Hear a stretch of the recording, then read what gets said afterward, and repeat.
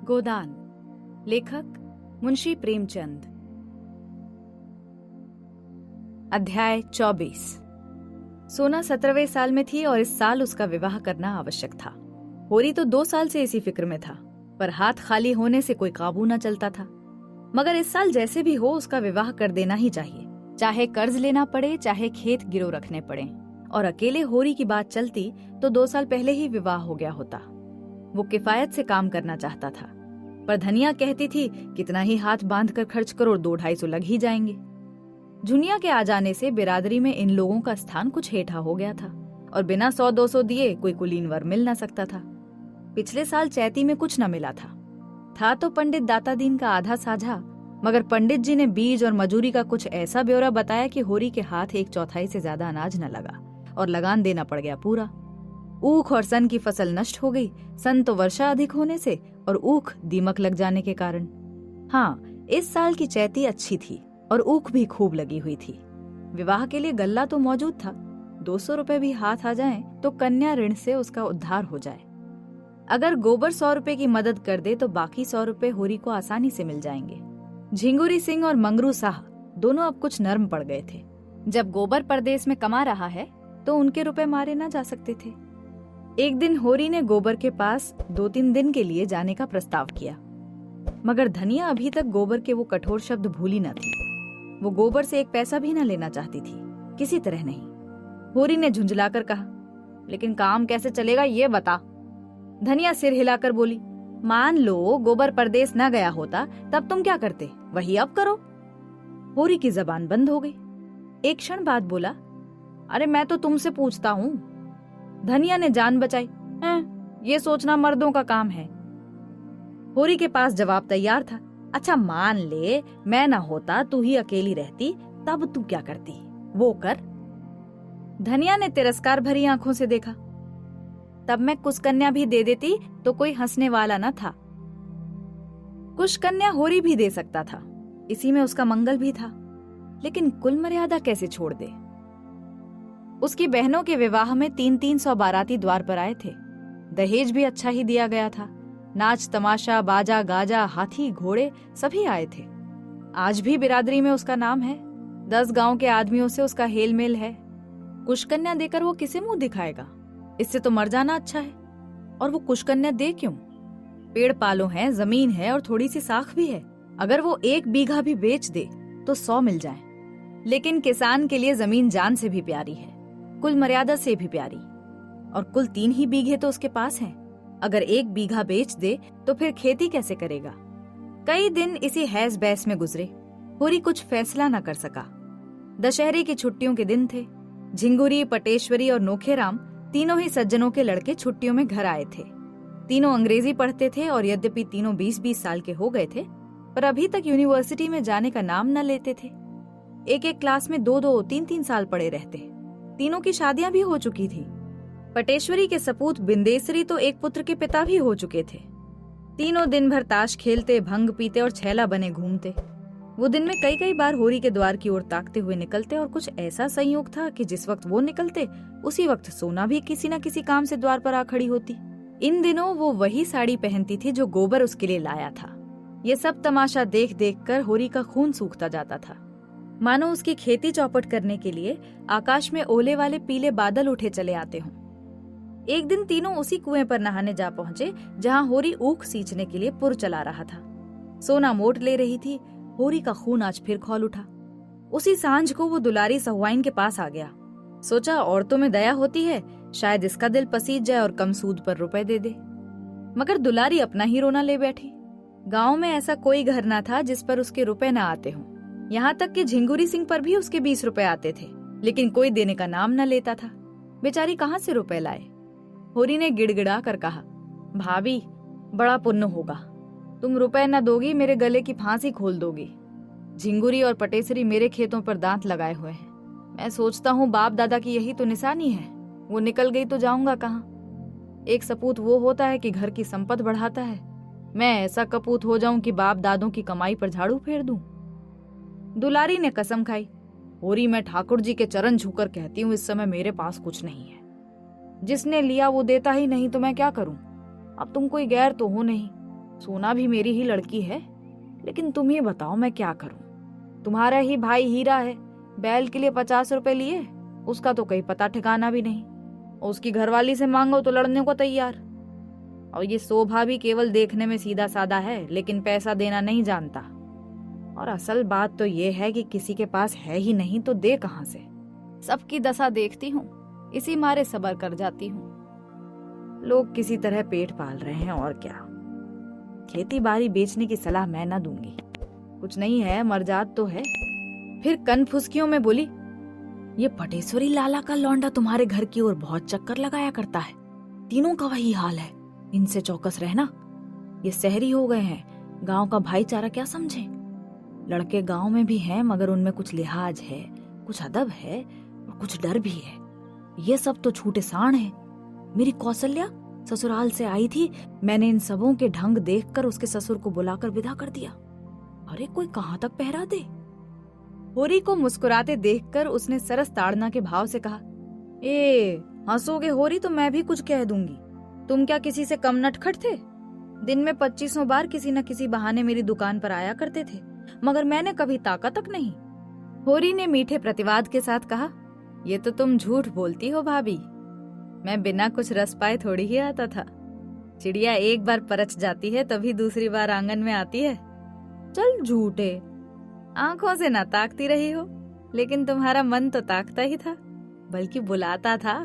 अच्छा रहने दो, बड़े आए अंतर्जामी बनके, तुम्हें बार बार मंडराते देख के मुझे दया आ जाती थी, नहीं तुम ऐसे कोई बांके जवान न थे। हुसैनी 1 पैसे का नमक लेने आ गया और ये परिहास बंद हो गया। हुसैनी नमक लेकर चला गया तो दुलारी ने फिर कहा, तुम गोबर के पास क्यों नहीं चले जाते? देखते भी आओगे और शायद कुछ मिल भी जाए। होरी निराश मन से बोला, वो कुछ ना देगा। लड़के 4 पैसे कमाने लगते हैं तो उनकी आंखें फिर जाती हैं। मैं तो बेहयाई करने को तैयार था, लेकिन धनिया नहीं मानती। उसकी बिना मर्जी चला जाऊं तो घर में रहना अपाढ़ कर दे। उसका स्वभाव तो जानती ही हो। दुलारी ने कटाक्ष करके कहा, तुम तो जैसे महरिया के गुलाम हो गए। अरे तुमने पूछा ही नहीं तो क्या करता? मेरी गुलामी करने को कहते तो मैंने लिखा लिया होता सच। तो अब से क्या बिगड़ा है, लिखा लो ना। 200 में लिखता हूँ, इन दामों महंगा नहीं हूँ। हैं, तब धनिया से तो न बोलोगे? नहीं, कहो कसम खाऊं? और जो बोले तो मेरी जीभ काट लेना। अच्छा तो जाओ, बर ठीक ठाक करो, मैं रुपए दे दूंगी। होरी ने सजल नेत्रों से दुलारी के पांव पकड़ लिए। भावावेश से मुंह बंद हो गया। सहुआइन ने पांव खींचकर कहा, अब यही शरारत मुझे अच्छी नहीं लगती। मैं साल भर के भीतर अपने रुपए सूद समेत कान पकड़ कर लूंगी। तुम तो व्यवहार के ऐसे सच्चे नहीं हो, लेकिन धनिया पर मुझे विश्वास है। सुना पंडित तुमसे बिगड़े हुए हैं, कहते हैं इसे गांव से निकाल कर नहीं छोड़ा तो बामन नहीं। तुम सिलिया को निकाल बाहर क्यों नहीं कर देते? बैठे बैठाए झगड़ा मोल ले लिया। धनिया उसे रखे हुए है, मैं क्या करूं? सुना है पंडित काशी गए थे, वहां एक बड़ा नामी विद्वान पंडित है, वो 500 मांगता है, तब पराश्चित कराएगा।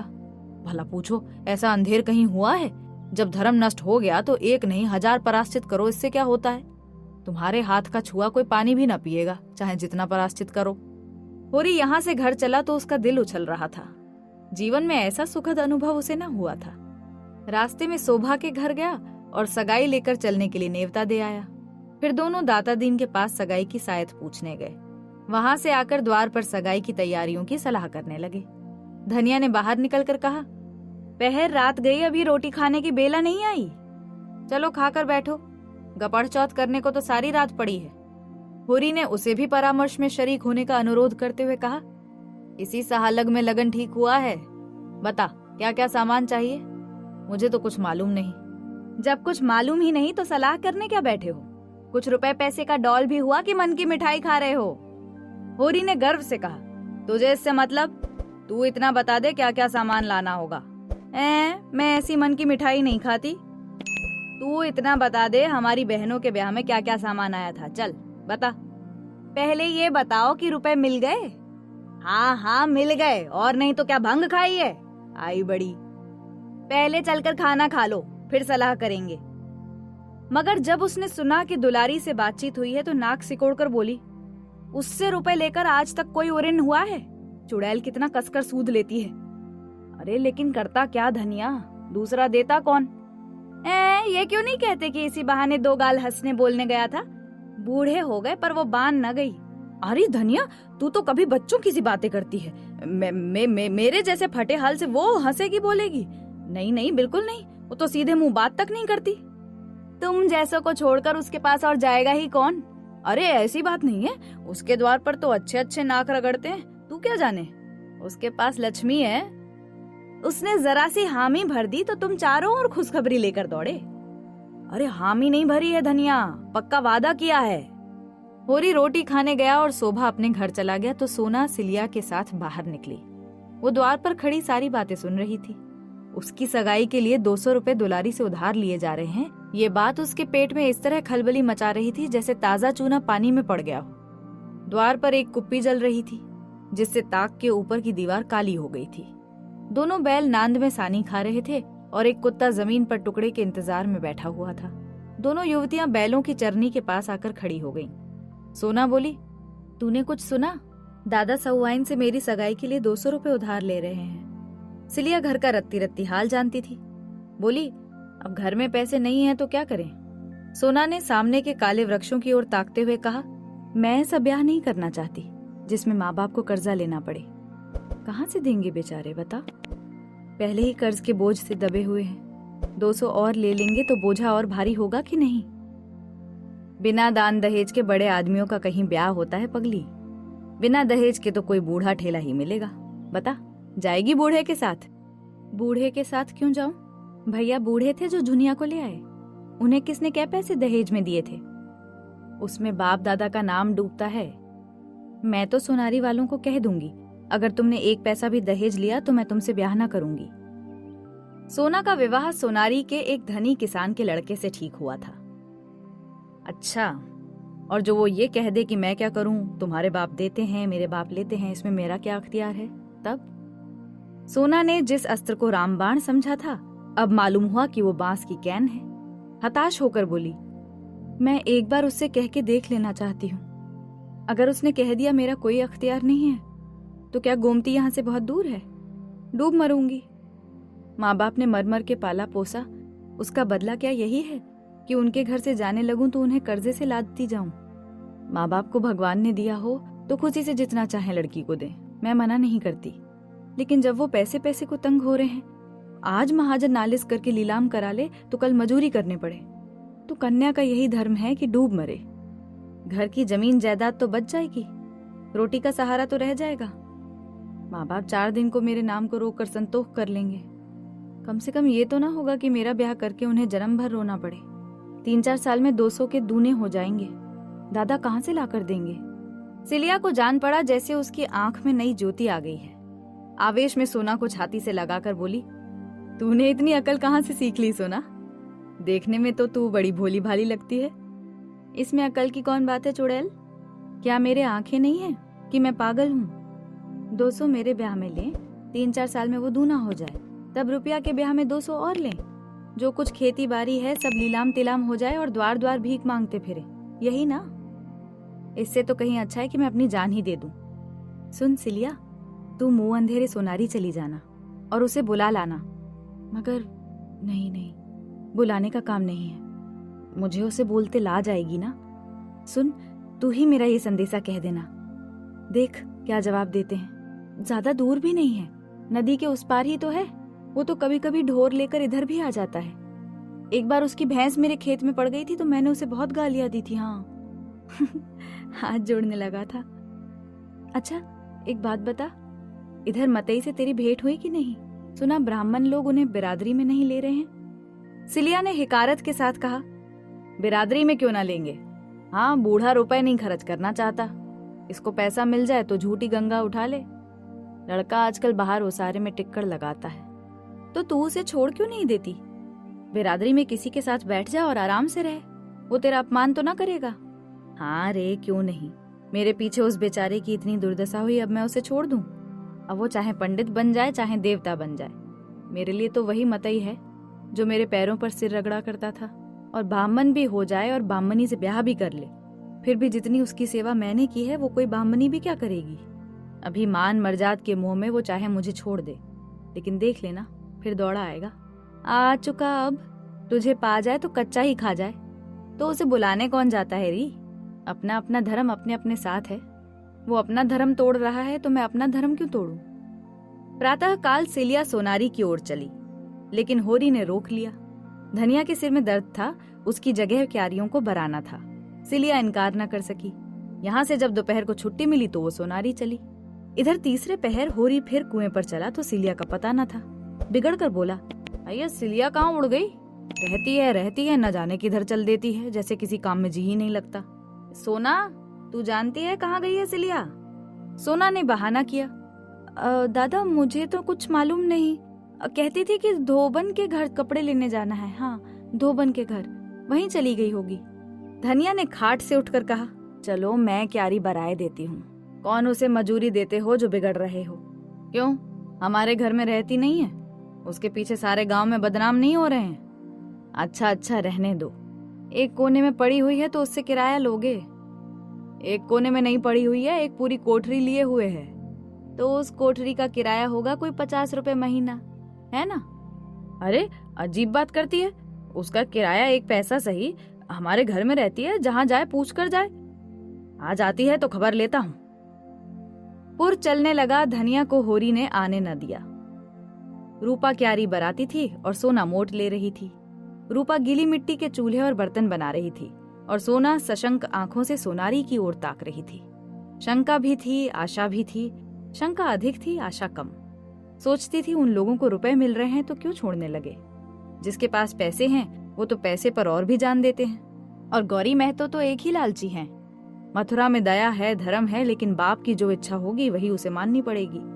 मगर सोना भी बच्चा को ऐसा फटकारेगी कि याद करेंगे। वो साफ कहेगी, जाकर किसी धनी लड़की से ब्याह कर, तुझ जैसे पुरुष के साथ मेरा निभाना होगा।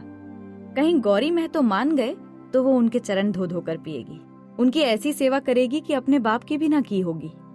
और सिलिया को भरपेट मिठाई खिलाएगी। गोबर ने उसे जो रुपया दिया था उसे वो अभी तक संजय हुए थी।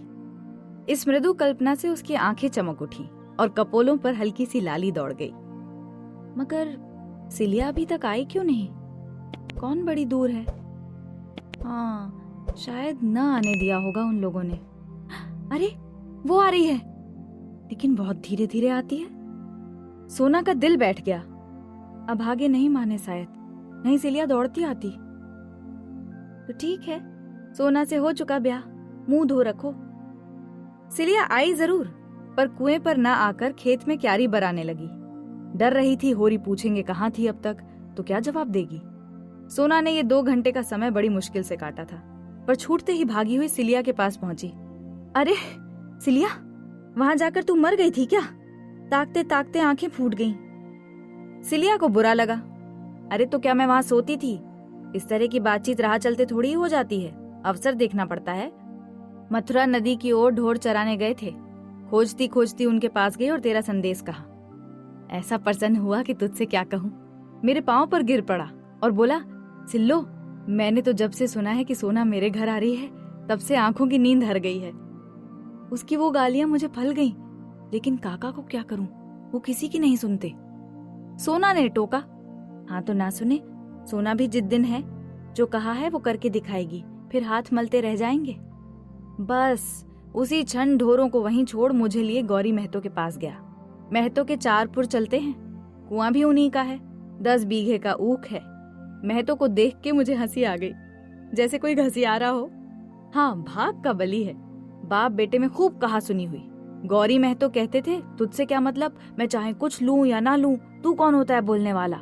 और मथुरा कहता था, तुमको लेना देना है तो मेरा ब्याह मत करो, मैं अपना ब्याह जैसा चाहूंगा वैसे कर लूंगा। बस हुआ क्या, बात बढ़ गई और महतो ने पनहिया उतारकर मथुरा को खूब पीटा। कोई दूसरा लड़का इतनी मार खाकर बिगड़ खड़ा होता, मथुरा एक घूंसा भी जमा देता तो महतो फिर न उठते। मगर बेचारा 50 जूते खाकर भी कुछ न बोला। आंखों में आंसू भरे मेरी ओर गरीबों की तरह ताकता हुआ चला गया। तब महतो मुझ पर बिगड़ने लगे, सैकड़ों गालियां दी, मगर मैं क्यों सुनने लगी थी? मुझे उनका क्या डर था। मैंने सफा कह दिया, महतो 200-300 कोई भारी रकम नहीं है, और होरी महतो इतने में बिक न जाएंगे, न तुम ही धनवान हो जाओगे। वो सब धन नाच तमाशे में ही उड़ जाएगा। हाँ, लेकिन ऐसी बहू ना पाओगे। सोना ने सजल नेत्रों से पूछा, मैं तो इतनी ही बातों पर उन्हें मारने लगे? सिलिया ने ये बात छिपा रखी थी। ऐसी अपमान की बात सोना के कानों में न डालना चाहती थी, पर यह प्रश्न सुनकर संयम न रख सकी। बोली, वही गोबर भैया वाली बात। महतो ने कहा, आदमी जूठा तभी खाता है जब मीठा हो, कलंक चांदी से ही धुलता है। इस पर मथुरा बोला, काका कौन घर कलंक से बचा हुआ है? हाँ, किसी का खुल गया, किसी का छिपा हुआ है। गौरी महतो भी पहले एक चमारिन से फंसे थे, उससे 2 लड़के भी हैं। मथुरा के मुंह से निकलना था कि डोकरे पर जैसे भूत सवार हो गया। जितना लालची है उतना ही क्रोधी भी है, बिना लिए मानेगा नहीं। दोनों घर चली। सोना के सिर पर चरसा, रस्सा और जुए का भारी बोझ था, पर इस समय वो उसे फूल से भी हल्का लग रहा था। उसके अंतःस्थल में जैसे आनंद और स्फूर्ति का सोता खुल गया हो। मथुरा की वो वीर मूर्ति सामने खड़ी थी और वो जैसे उसे अपने हृदय में बैठाकर उसके चरण आंसुओं से पखार रही थी। जैसे आकाश की देवियां उसे गोद में उठाए आकाश में छाई हुई लालिमा में लिए चली जा रही हूं। उसी रात को सोना को बड़े जोर का ज्वर आया। तीसरे दिन गौरी महतो ने नाई के हाथ ये पत्र भेजा, स्वस्ति श्री सर्वोपमा जोग श्री होरी महतो को गौरी राम का राम राम बाँचना। आगे जो हम लोगों में दहेज की बातचीत हुई थी उस पर हमने शांत मन से विचार किया। समझ में आया कि लेन देन से वर और कन्या दोनों ही के घर वाले जेरबार होते हैं। जब हमारा तुम्हारा संबंध हो गया तो हमें ऐसा व्यवहार करना चाहिए कि किसी को ना अखरे। तुम दान दहेज की कोई फिक्र मत करना, हम तुमको सौगंध देते हैं। जो कुछ मोटा महीन जुरे बरातियों को खिला देना, हम वो भी ना मांगेंगे। रसद का इंतजाम हमने कर लिया है। हाँ, तुम खुशी खुर्रमी से हमारी जो खातिर करोगे वो सिर झुकाकर स्वीकार करेंगे। होरी ने पत्र पढ़ा और दौड़े हुए भीतर जाकर धनिया को सुनाया। हर्ष के मारे उछला पड़ता था, मगर धनिया किसी विचार में डूबी बैठी थी। एक क्षण के बाद बोली, ये तो गौरी महतो की भलमनसी है, लेकिन हमें भी तो अपने मर्जाद का निबाह करना है। संसार क्या कहेगा? रुपया तो हाथ का मैल है, उसके लिए कुल मर्जाद नहीं छोड़ा जाता। जो कुछ हमसे हो सकेगा देंगे और गौरी महतो को लेना पड़ेगा। तुम यही जवाब लिख दो। माँ बाप की कमाई में क्या लड़की का कोई हक नहीं है? नहीं, लिखना क्या है, चलो मैं नाई से ही संदेशा कहलाए देती हूँ। होरी हतबुद्धि सा आंगन में खड़ा था और धनिया उस उदारता की प्रतिक्रिया में जो गौरी महतो की सज्जनता ने जगा दी थी संदेशा कह रही थी। फिर उसने नाई को रस पिलाया और विदाई देकर विदा किया। वो चला गया तो होरी ने कहा, ये तूने क्या कर डाला धनिया? तेरा मिजाज आज तक मेरी समझ में ना आया। तू आगे भी चलती है, पीछे भी चलती है। पहले तो इस बात पर लड़ रही थी कि किसी से एक पैसा कर्ज मत लो, कुछ देने दिलाने का काम नहीं है, और जब भगवान ने गौरी के भीतर बैठकर ये पत्र लिखवाया तो तूने कुल मर्जाद का राग छेड़ दिया। तेरा मरम भगवान ही जाने। धनिया बोली, मुंह देखकर बीड़ा दिया जाता है, जानते हो कि नहीं? तब गौरी अपनी शान दिखाते थे, अब वो भलमनसी दिखा रहे हैं। ईंट का जवाब चाहे पत्थर हो, लेकिन सलाम का जवाब तो गाली नहीं है। होरी ने नाक सिकोड़कर कहा, हाँ तो दिखा दी अपनी भलमनसी, देखें कहाँ से रुपए लाती है। धनिया आंखें चमकाकर बोली, रुपए लाना मेरा काम नहीं है, वो तो तुम्हारा काम है। अच्छा, तो मैं तो दुलारी से ही लूंगा। ले लो उसी से, सूद तो सभी लेंगे। जब डूबना ही है तो क्या तालाब और क्या गंगा। होरी बाहर जाकर चिलम पीने लगा। कितने मजे से गला छूटा जाता था, लेकिन जब धनिया जान छोड़े तब तो जब देखो उल्टी ही चलती है। इसे जैसे कोई भूत सवार हो जाता है। घर की दशा देखकर भी इसकी आंखें नहीं खुलती।